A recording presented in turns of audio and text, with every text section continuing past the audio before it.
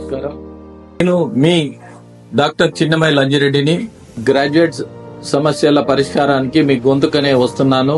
మీ మద్దతు నాకు అందించి నా అభ్యర్థిత్వాన్ని బలపరిచి మొదటి ప్రాధాన్యత ఓటు వేసి గెలిపించాలని ప్రార్థిస్తున్నాను. భారత్ మాతాకి జై.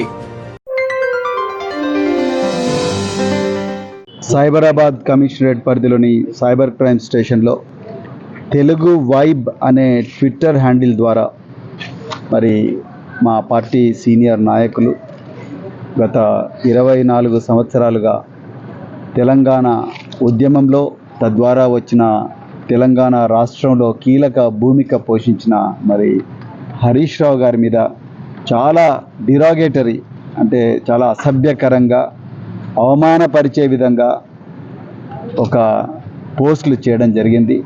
దీన్ని వెనుక అంతా కూడా కాంగ్రెస్ సోషల్ మీడియా సెల్ వాళ్ళ కుట్ర ఉందనేది చాలా క్లియర్గా మాకు అర్థమవుతా ఉన్నది.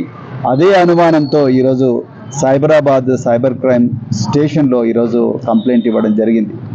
అయితే మేము పోలీసు వారికి ప్రత్యేకంగా ఏం చెప్పినామంటే, గత 1 సంవత్సరం నుండి బీఆర్ఎస్ పార్టీ మీద, బీఆర్ఎస్ కార్యకర్తల మీద, బీఆర్ఎస్ సోషల్ మీడియా యాక్టివిస్ట్ మీద ఏదైతే దాడి జరుగుతున్నదో ఆ దాడికి సంబంధించి ఎన్నో కంప్లైంట్స్ రాష్ట్ర వ్యాప్తంగా చాలా పోలీస్ స్టేషన్లో ఇచ్చాం. కానీ ఇంతవరకు ఒక్క కంప్లైంట్ కూడా ఒక ఎఫ్ఐఆర్గా రిజిస్టర్ అవ్వలేదు. కనీసం దీన్నైనా ఎఫ్ఐఆర్ చేయమని చెప్పేసి Cyberabad cyber crime police station వాళ్ళను మేము చేయడం జరిగింది.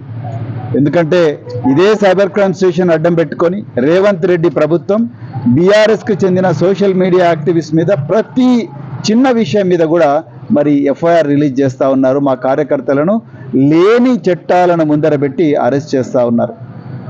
ఇలా 1 కాదు 2 కాదు, ఒకటే సోషల్ మీడియా యాక్టివిస్ట్ను, ఒక న్యూస్ ఛానల్ ఓనర్ను 4 సార్లు హైదరాబాద్ సైబర్ క్రైమ్ పోలీసులు అరెస్ట్ చేసిండ్రు.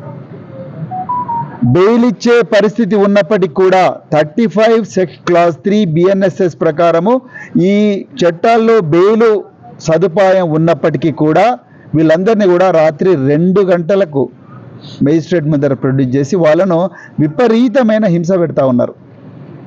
మరి ఈ విధంగా పోలీసు వ్యవస్థ అనేది, ముఖ్యంగా సైబర్ క్రైమ్ వ్యవస్థ అనేది రేవంత్ రెడ్డి గారు ప్రతిపక్షాల మీద ఘోరంగా వాడుతూ ఉన్నారు. ఆనాటి హిట్లర్ ఎట్లయితే వాడిండో, నాజీలు ఎట్లయితే వాడిండ్రో, ముస్సోలిని ఏ విధంగా అయితే వాడిండో అదే విధంగా ఇలా మరి రేవంత్ రెడ్డి ఈ ప్రతిపక్షాల మీద వాడుతూ ఉన్నాడు. ఎమర్జెన్సీని తలపిస్తూ ఉన్నది ఈరోజు.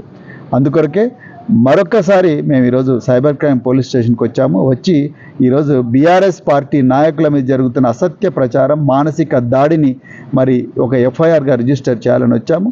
మరి వాళ్ళు ఇవాళ వాళ్ళ ఆఫీసర్లు కాన్ఫరెన్స్లో ఉన్నాయని చెప్పిండ్రు. మరి వాళ్ళ ఆఫీసర్లు డిస్కస్ చేసి తప్పకుండా తగు చర్యలు తీసుకుంటామని చెప్పేసి వాళ్ళు హామీ ఇచ్చిండ్రు. మరి రేపు 11 గంటలకు మాకు ఏ విషయం చెప్తామన్నారు. సో చెప్తారనే మేము ఆశిస్తున్నాం. మరి పోలీస్ వ్యవస్థ మీద కూడా రేవంత్ రెడ్డి మరి రకరకాల ఘోరమైన కామెంట్లు చేసిండ్రు. వాటిని కూడా మేము ఖండిస్తున్నాం. IAS IPS అధికారుల మీద కూడా ఘోరంగా వీళ్ళు ఏసీ రూములకి మాత్రమే పరిమితమైనరు, ట్రైనింగ్ అయిపోయిన వెంటనే సివిల్ దందాలు చేస్తూ ఉన్నారని చెప్పేసి మరి IPS అధికారుల మీద రేవంత్ రెడ్డి మరి ఘోరమైన కామెంట్లు చేసిండ్రు. నేను రేవంత్ రెడ్డి గారిని ఒక్కటే ఛాలెంజ్ చేస్తున్నా, నిజంగా సివిల్ దందాలు చేస్తున్నది ఎవరు?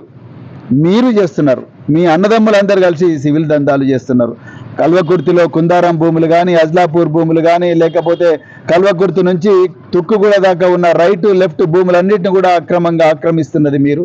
హైదరాబాద్ చుట్టుపక్కల ORR RRR మధ్యలో RRR మధ్యలో ఉన్న భూములందరూ అక్రమంగా మరి చేసుకుంటున్నది, ఏమంటారు, అగ్రిమెంట్లు చేసుకుంటున్నది మీరు. ఇవన్నీ దందాలు మీరు చేస్తూ యూనిఫామ్ వేసుకున్న IPS అధికారులను మీరు ఇష్టం వచ్చినట్టు మాట్లాడుతూ ఉన్నారు.